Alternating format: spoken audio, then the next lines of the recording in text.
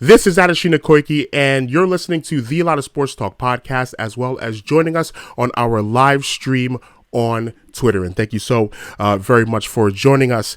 It is March, the beginning of March, which means March Madness is right around the corner. And we so hope that all of these postseason tournaments are able to start and be completed as well, of course, in the backdrop of the ongoing pandemic. For Division I women's basketball, it's less than 2 weeks away from Selection Monday. It's been a wonderful season so far. And at the very top of women's college basketball, it's been a little topsy-turvy. 4 teams have occupied the number 1 spot in the AP poll. The UConn Huskies are up there now, but Stanford has been the number 1 team in the country. South Carolina has been the number 1 team in the country. The Louisville Cardinals have been the number 1 team in the country, and teams like NC State and Texas A&M are breathing down their necks right now. What I'm saying is it's going to be a fun 2021 women's college basketball tournament in Division I. Now, we need someone to clear up the picture for us in terms of women's college basketball going into Selection Monday, the NCAA Tournament. Thankfully for us, we have one of the premier college basketball analysts in the country joining us on the ALOST Sports Talk podcast.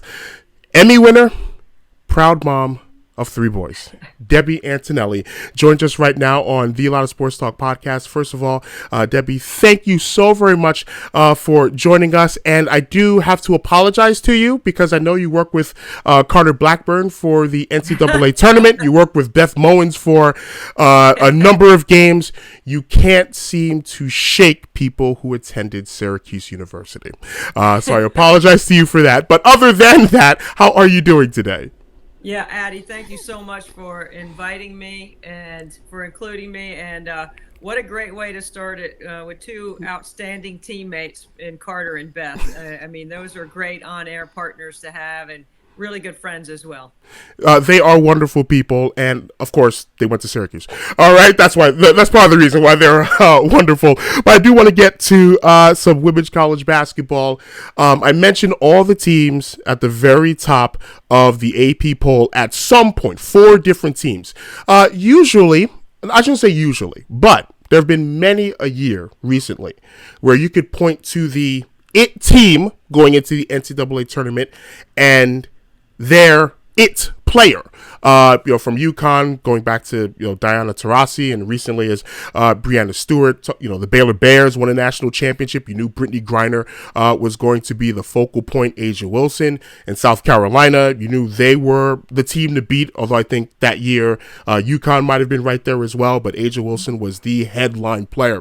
There are unbelievable amount of talent in women's college basketball this season, but I don't believe there is that it team going into the NCAA tournament, or at least that team that you point to and say, we have to knock them off. Given that, could this, especially given the nature of the NCAA tournament this year being in a geographical area and the first 2 rounds not being rounds where teams with the highest seed, lower number, have the home court advantage most times, could we be heading towards the most unpredictable women's college basketball tournament in recent memory? Well, first of all, I commend you on your history. Outstanding job by you to profile some of the greats in the history of our game. I mean, you're dropping some names right there, Addie. I mean, I love it. I'm trying. You're talking about women's hoops. How could you leave any of them out? The game has grown so much that we have finally reached a point of parity, but the parity has been sort of forced on us in some ways. And I mean that by, we're going to have 3 new things in the women's game this year that we've never had. We're going to be all in one location. So geography is not a factor in determining seeding. That is new to the women's game in the history of the tournament. That is so exciting because I think the players and the coaches have earned it. They deserve to be seated on an S curve. The game is that good. The other thing is, besides being all in one location, we're going to have an S curve, which is how we're going to see the tournament 1 through 64. So 1 will play 64, 2 will play 63. That's the way it's going to be broken down. I'm very excited about that.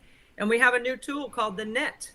So the national evaluation tool will be used similar to the men, but different in terms of the algorithm. still a tool that we've never had, and that is going to be used this year, which is really an odd year to introduce a new tool based on the pandemic, which no one could predict we would be at this point. So those three new things make the game very exciting. It makes it a wide open field. The teams that you mentioned at the top are the teams that have Final Four caliber potential. And, the National Player of the Year race is open, and I think it's going to be really interesting to see how it all folds out. But having the S-curve being seeded based on results and not on geography is going to be really exciting for the game.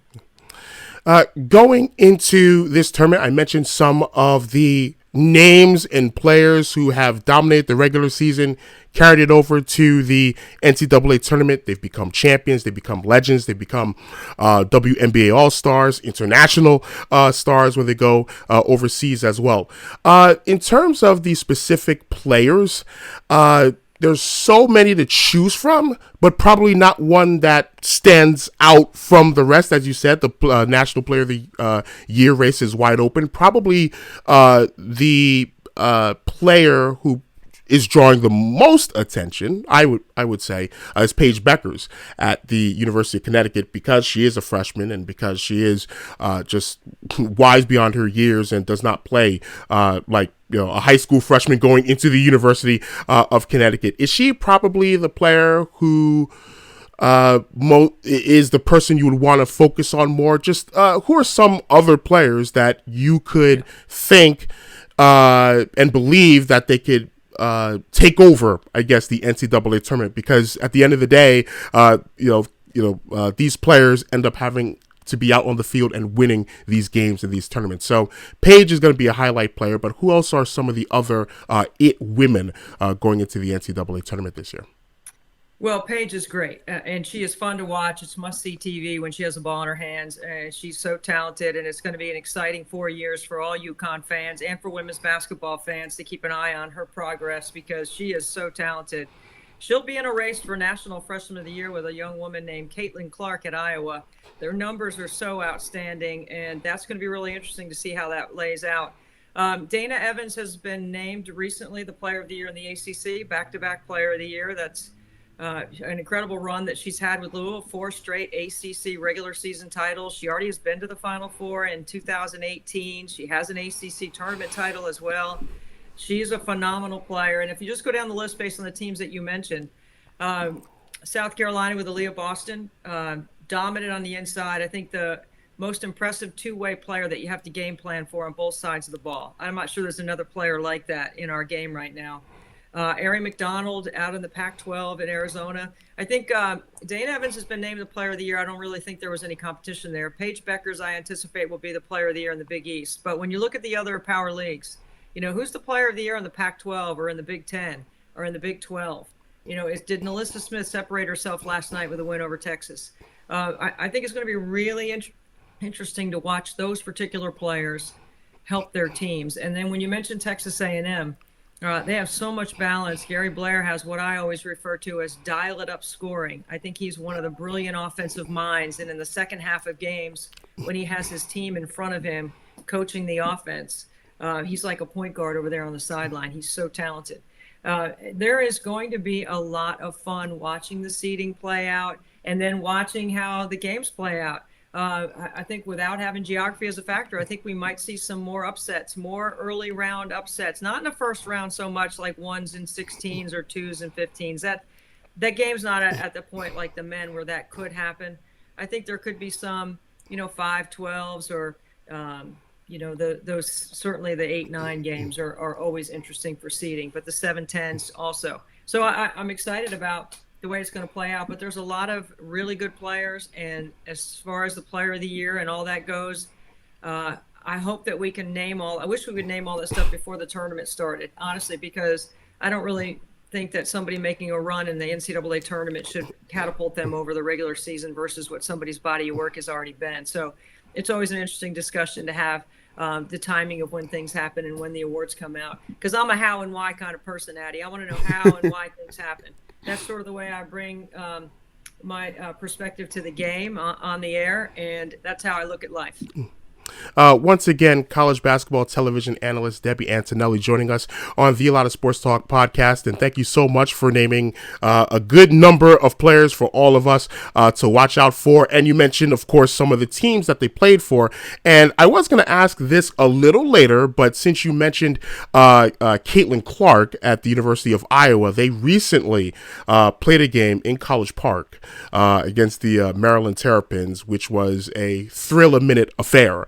Where Iowa scores 90 points. They shoot like 56% from the field and lose by almost 20 because Maryland's offense is off the charts this year. And I do want to focus specifically on the Maryland Terrapins with Brenda Frese. They have won a national championship under Brenda Frese as well. She has that pedigree. There have been years they've had great teams. They've gone to the Final Four, have come up short because they've run into buzzsaws in the Final Four, but they've had stumbles in College Park and then in the regionals as well. With their style, even though I believe they just won a game last night or a couple of nights ago that they, only scored 60 points, right? But winning at Northwestern is no easy feat. How would you assess the Maryland Terrapins given that they do want to more than push the tempo? 80 points is probably an off night for them. How would you assess the Maryland Terrapins going into this year, specifically because of their style going into the tournament? Is this something that can carry over into the NCAA tournament and threaten some of the top 4 to 6 teams in the country? I'm so glad you brought Maryland up because it's a really good conversation about their team. Brenda Frese in that game against Iowa that you're referencing, 111 to 93, it's emblazoned across my forehead, 32 combined threes. I mean, it was an incredible display of offense. I think sometimes teams like Maryland or Brenda in the past has been criticized for not playing any defense. Just because they play a softer cover and not an up the line and an overplaying aggressive defense doesn't mean they're not playing any D. The fact that they can absolutely flat out shoot it and score.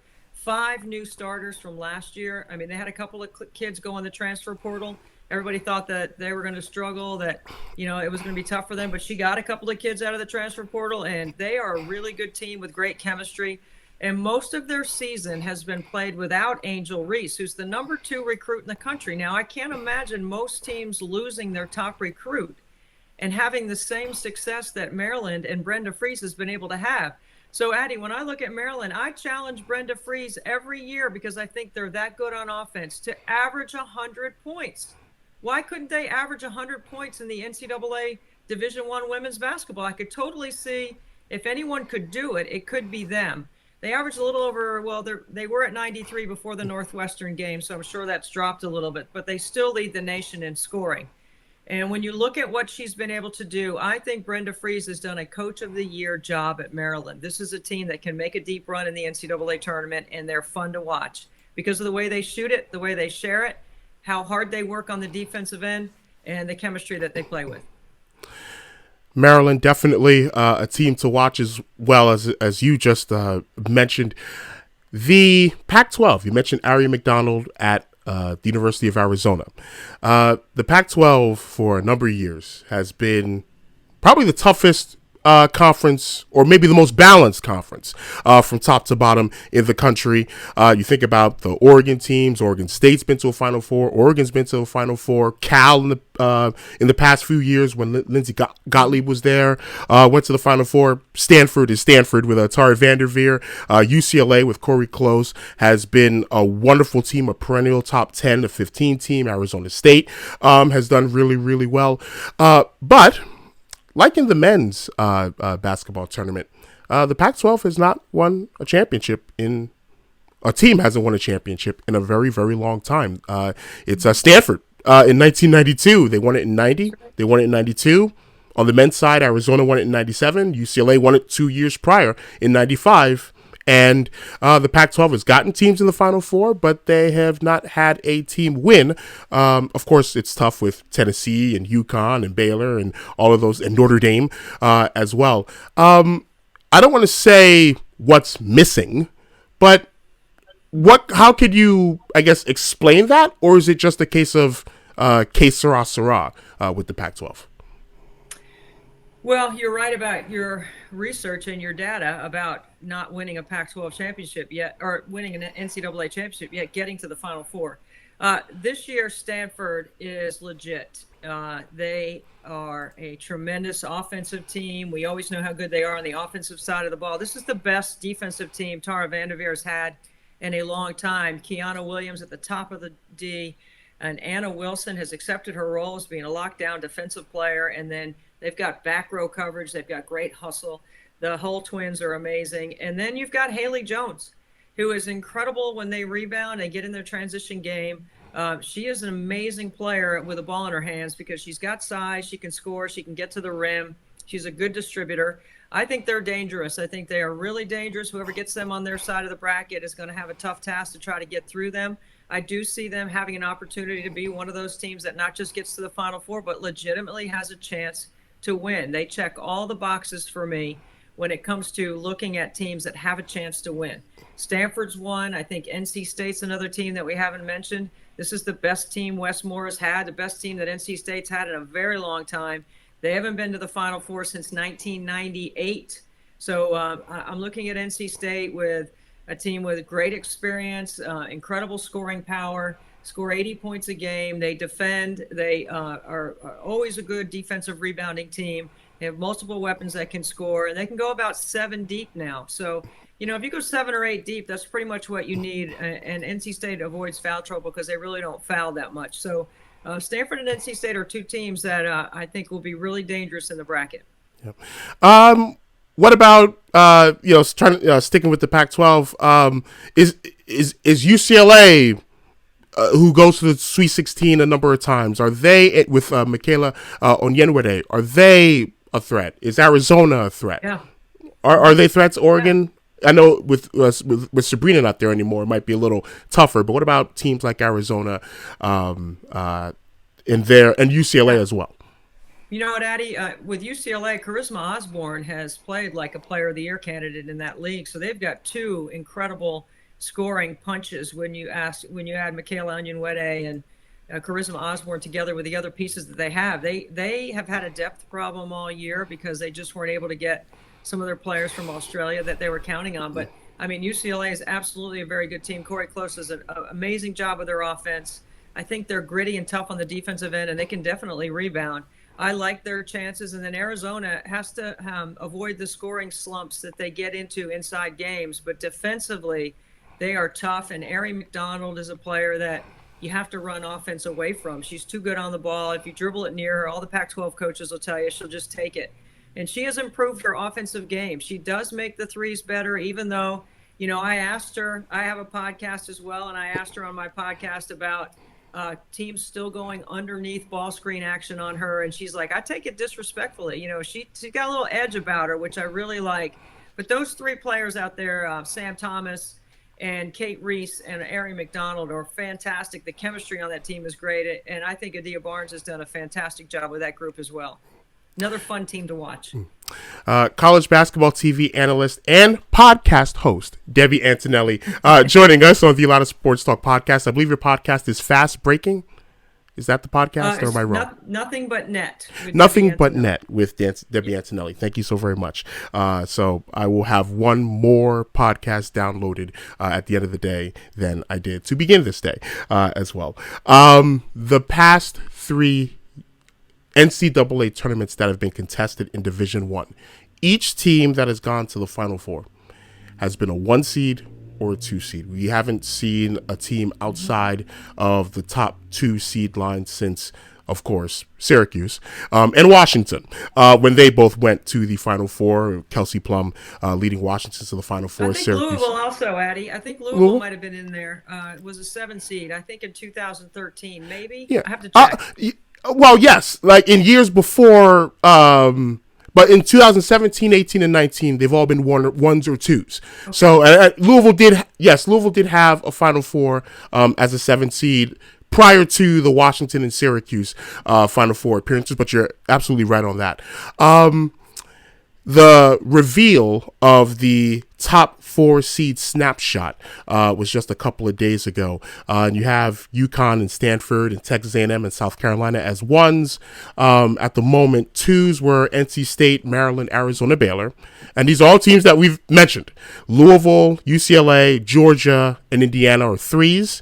And Tennessee, Kentucky, Oregon, and Arkansas are 4s. Are there teams that you would project that would not be on the top 2 seed line? Which of those teams that wouldn't be projected as a top 2 seed, in your opinion, probably has the best chance to make the Final Four and be a team outside of the top 2 to make the Final Four for the first time in the past 4 NCAA tournaments? Or is it top heavy? Well, yeah, I like Louisville. I mean, I've been watching them all year. I've had them a bunch. Dana Evans is amazing. I think she could be the number 1 overall draft pick depending on need. I mean, she is incredible. Back-to-back ACC Player of the Year and the championships that she's been able to win. She's a winner. She's a high IQ player. She's got incredible skill. Louisville would be a team that if the other pieces can contribute like they have, and they're trending in the right direction right now, winning the ACC regular season, I would like their chances. I will make this note, though. This is a really interesting discussion because based on my research, no team in the history of our championship has ever won an NCAA title on the women's side with their point guard as their leading scorer. So when you think about that, that's an interesting conversation around Louisville.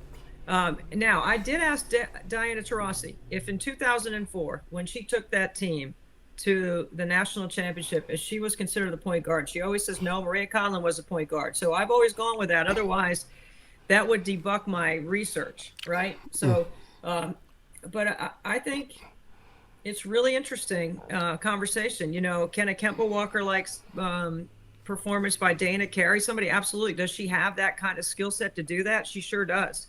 And guards that have the ball in their hands that can dominate a game are really fun to watch to me. That's how much I enjoy college basketball. I think it's a guards game, and I think the guards dominate. They dictate on the top. They make everything work. That's a team that I'm really interested in keeping my eye on. Another one that I think is a little bit of a surprise on the national scene is Georgia. I think some teams are underestimating them. Now, the issue with them is always, can they score enough? And I think this year, Joni Taylor's team has shown that they can.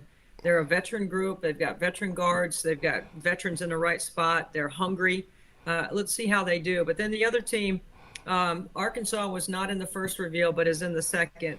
I just love the style that Mike Neighbors plays. I think with shooters like that and the way they space the floor, I think you can make a deep run because I don't ever think shooters get tired. So teams that grind it out and are gritty, I think those are the teams that get tired, heavy legs. But not the way Arkansas plays. I think they're really fun, and I love the style and the philosophy. Yeah, we saw Chelsea Dungy score almost 40 against UConn in the win that the Razorbacks had in Fayetteville against the UConn Huskies, UConn's only loss of the season. So you mentioned some teams that may not be in the top 2 seed line and probably won't be in the top 2 seed line when Selection Monday comes that could be threats. Recently, we've seen Buffalo with Felicia Leggett-Jack make the Sweet 16. We've seen Central Michigan make the same Sweet 16, same conference, the Mid-American. We've seen Quinnipiac make the Sweet 16 in fairly recent vintage. Outside of the power conference structure, there are a number of really good teams outside of that structure. There will be teams that easily could make the Sweet 16. Who do you like the most of the teams that are not in the power conference structure? Missouri State. And they have also a team that's been to the Sweet 16 recently with a lot of players on the team still that have Sweet 16 experience. I think that's a team that you need to keep your eye on. I've had them in my poll, in the AP poll, all season. I've been watching them all year. Their guard play is veteran. They can rebound. They can shoot it. And I think they're a team that you have to keep your eye on. I like them. Gonzaga is another team that I think you have to keep your eye on. Lisa Fortier has another really veteran team. They've got the Worth twins out there. They've got Jill Townsend who can really play. They've got good backcourt play. This is a team that I think knows how to win on a high level, and I think they just need to get the right seeding. If they get in the right seed, they could make a run to the Sweet 16. We just had the Play for Kay initiative, of course, named after the legendary and iconic head coach and human being, Kay Yow. And the initiative raises awareness and raises money for cancer research and brings communities of women together who have been affected by cancer and honors those women, those who are still with us here, and those who are not as well. Kay Yow, of course, is a legend, and you played for Kay Yow at NC State. She was your coach. What else was Kay Yow to you? Like a second mom, an incredible role model, somebody who cared about people first. She was never an alpha until it came to cancer. And then she decided that she was going to put her public battle on display. And when she did so, she galvanized a whole community of people to get behind her and support her and donate to try to make a difference. And that's what we've been doing. We have $7.78 million working in grants to try to find a cure for cancer.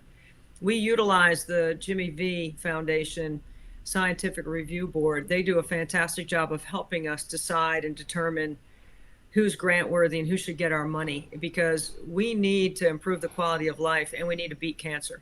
And so those are things that I know Coach Yow would be really proud of, that her legacy is not just about 737 wins or the 8 Hall of Fames, including Naismith, and, the Olympic gold medal and all the things that she's done. There are, I always say, about 160 of us during her 34 years at NC State that played for her, and we all share a common bond to share her legacy and vision, and we all do our part. And I am the lucky one that I get to speak usually on behalf of all of my former teammates, which I always take that with great pride and responsibility to share, because we have lost some teammates. I lost one of my teammates to breast cancer from one of my teams, and we want to make sure that we're helping people that are fighting and that they know that we're in the fight with them, trying to make a difference. So I know she would be highly proud of that, but she's had an impact on my life in every role that I play, Addie, because I had a 30-year relationship with my coach, from being a middle school player to being recruited by her, playing for her, then of course my basketball broadcasting career, and then my role as a mom. So I've been so fortunate. I feel like it's a great privilege that she chose me, and she chose me a couple of times, one to play for her and one to help carry out her legacy, and those are really important charges for me. Thank you so very much for that insight, as someone who had a relationship with her, and a very just impactful relationship that you had with Coach Yow. And again, I can't thank you enough for someone on the outside. I did get a chance to talk with Stephanie Glantz when she was the head coach at Columbia University, and interview her and talk to her about Kay Yow, and you could feel Kay Yow's presence talking to Stephanie, talking about that. So thank you again for that insight. You mentioned your role as a mom, and it was actually around this time 5 years ago when Sally Jenkins, writing for the Washington Post, wrote a story about your family, which centered around one of your sons, Frankie, who has Down syndrome. I do want to just ask you, if you will, please give an update on your children and Frankie as well, and how are they doing? How is he doing? Just give us an update 5 years down the road from that wonderful article that Sally Jenkins wrote. You're so kind to bring that up. I love talking about my boys, and I've been so lucky. My husband and I look at it like Team Antonelli. That's the way we've always approached it. And Sally Jenkins came and spent 2 days at our house with us and wrote this incredible story about going on offense. And if you know anything about my basketball career, I'm very offensive minded in the way I see the game, the way I think the game, and how I think the game should be played, especially on the women's side. And that's what we do here with my son, Frankie. He's smart and handsome. He's athletic. He is highly social. He's got a lot of friends, and he just happens to have Down syndrome. It never has defined who he was, and we've never treated him like he was special in that regard. But he is a senior at Clemson in the Clemson Life program. When he was born, no parent like us or families like ours had an option for college, and those are options now that are out there, that there are post-secondary educational experiences for students with intellectual disability. And it is amazing. He is a manager on the women's basketball team in the non-COVID year. He's in a fraternity. He's in several clubs. He works a job. He takes classes.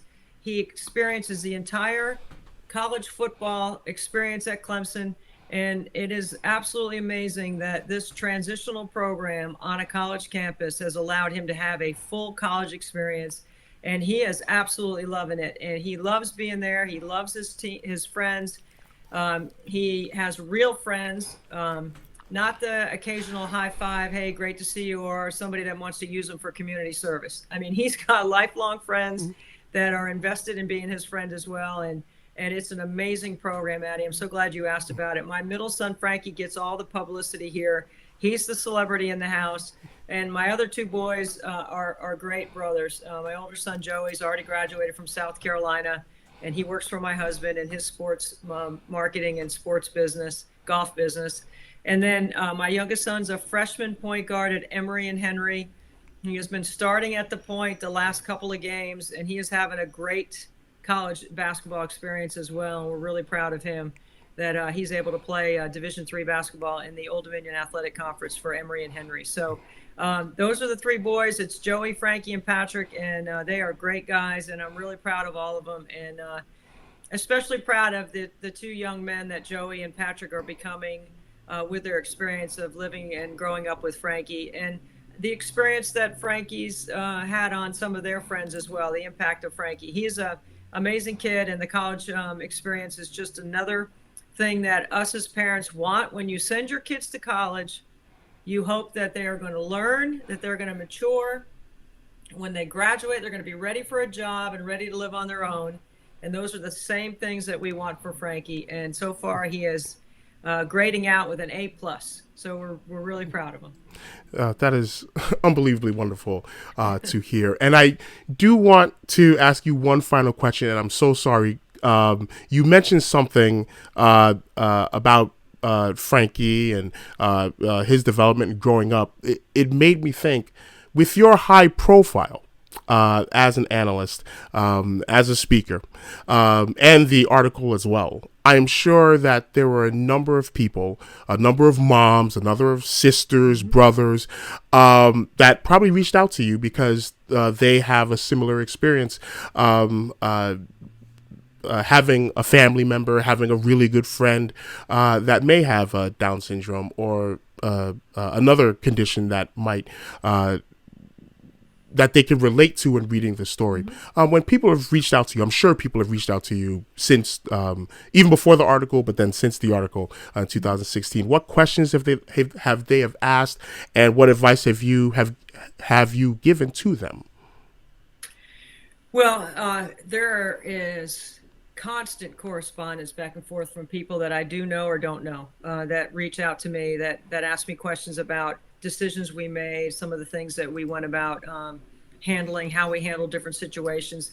I am actually in the process, and have been doing so for several years, trying to write my story about my life with Frankie, because I think there are a lot of messages inside of what we've done, decisions we made, how we went about handling different situations that I think can help some other people navigate their own path. You know, it wasn't easy. I've had to advocate for him all along, all through public school, every step of the way. There were sometimes teachers that were more willing and were able. There were some that weren't. And I looked at it as any head coach would look at their team, Addie, to be honest. If you've got a team, everybody's got to play their role. And if they don't play their role, it's your job as a head coach to try to figure out how you can help them be a productive part of the team. But if they decide that they don't want to be on the team, then they might have to go into transfer portal or they might have to be cut. And trust me, I'm not celebrating this, but I did help 2 teachers and a bus driver out the door. And I love telling stories about that because I think that there's the right way to go about doing things, and then there's the wrong way to treat people. And you can't treat people differently, because look at the climate of our country right now, what's happening. People with special needs need similar supports and need the same sort of awareness and recognition. Inclusion and diversity isn't always about race. There's a lot of ways that we can look at inclusion and diversity. And being the mom of a child with special needs, I certainly have lived that, and I've seen it, and I've lived it through the eyes of watching experiences around my kid. I mean, if you ever wanted to have a conversation that was long and drawn out about some of the things that we have encountered along the way, good and bad, but mostly good, because while there are a couple of speed bumps or obstacles, and there have been numerous obstacles that we've had to overcome. I mean, I'm not going to sit here and say it's been easy, but I think my experience in sport, my ability to go in a gym and listen to some of the great teachers and leaders and communicators in our game have allowed me to sort of frame Team Antonelli in a similar way. And it has really helped me be able to help my son be the best that he can be. And as a teacher and as an educator or as a coach, that's ultimately what you really want from your players. And as a parent, that's ultimately what you really want to do with all your kids. You want to help them be the best they can be. And there's a lot of pieces that come with that, and it's not always easy, but I'm telling you, the Sally Jenkins story sort of opened up the eyes to what our life was sort of behind the camera. And I know when the story first came out, there were over 1 million clicks on it. That story did reach a lot of people, and hopefully it helped some people. And those that had questions did reach out and call. And to your initial point, I mean, I could talk all day about my life with my son, Frankie, but I see sport and how it has helped us as a family, and how it has driven some of the decisions that we've made. And then I have to mention this just because it's really important when we're talking about my son and sports. I'm sure you're aware of my Special Olympic fundraiser. I have to at least bring this up, Addie, because this is something that's really important to me. And if anybody's listening, I do a Special Olympic fundraiser every May. So May 15 and 16 in 2021, I will be back in my driveway, and I shoot free throws for 24 hours. So I start at noon. Mm-hmm. On the top of the hour, I make 100 free throws every hour for 24 straight hours. At the end of 24 hours, I've made 2,400 free throws. Well, if you gave me a penny for every free throw that I make, it's $24 that goes directly to Special Olympics to help programming and to help those athletes train.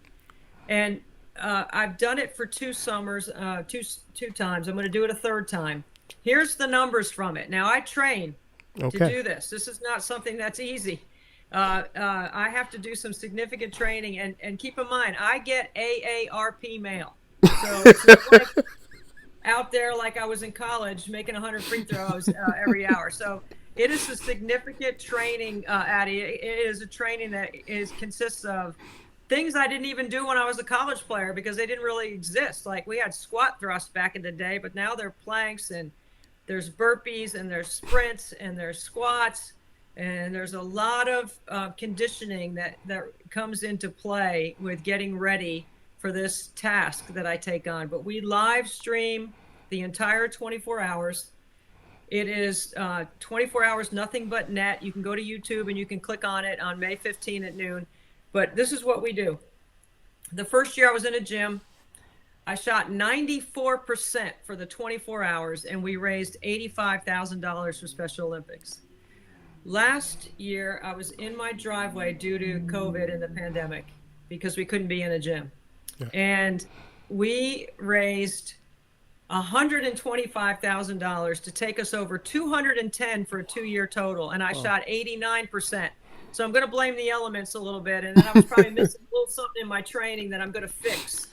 But I think the better I shoot it, because it's not about the free throws, right? It's not about, but the better I shoot it, the better the story, the more interesting, the more people that pay attention, the more people that are willing to give. So I hold that responsibility very high in my training, and I use it to motivate me, when it gets tough out there. But I do need to share one routine that I do that if anybody's listening that's a basketball player, I'd like for them to try to do the same thing. So I worked my way up to this where I was doing 10 sets of 25 makes with a burpee in between. So what I'm basically doing is I'm on my driveway, I shoot a free throw, do a burpee, free throw, burpee.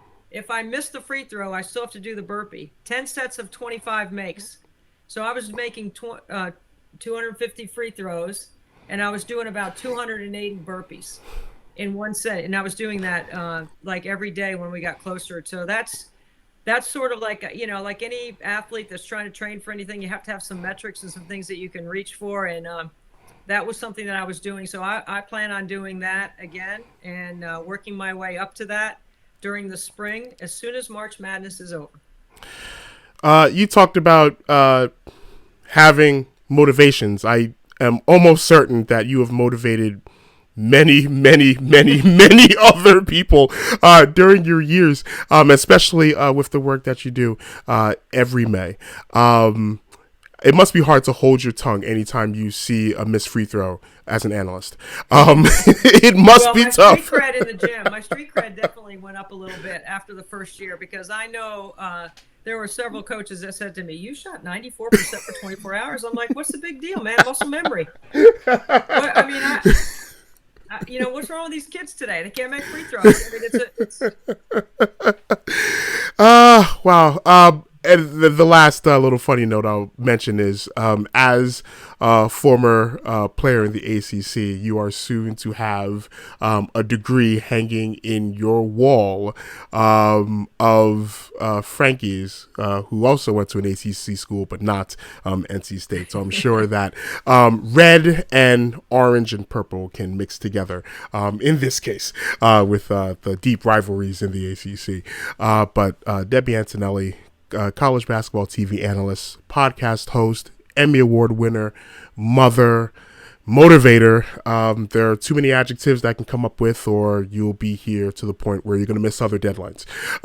Debbie, thank you so very much for joining us, and we cannot wait to continue to hear you on the call of so many games during championship week and leading into both the men's and women's NCAA basketball tournament in 2021 and beyond as well. And Debbie, thank you so very much for taking out the time, dropping some serious knowledge as well, and shaming me for my less than 80% free throw shooting in high school. Thank you so very much. Yeah. All right. And we definitely hope to catch up with you down the road as well. Addie, you are a wonderful personality. Your spirit is so bright and you're shining it all over with your podcast. So thank you for everything you do. I love spending time with you and I can't wait till the next time we can hang out.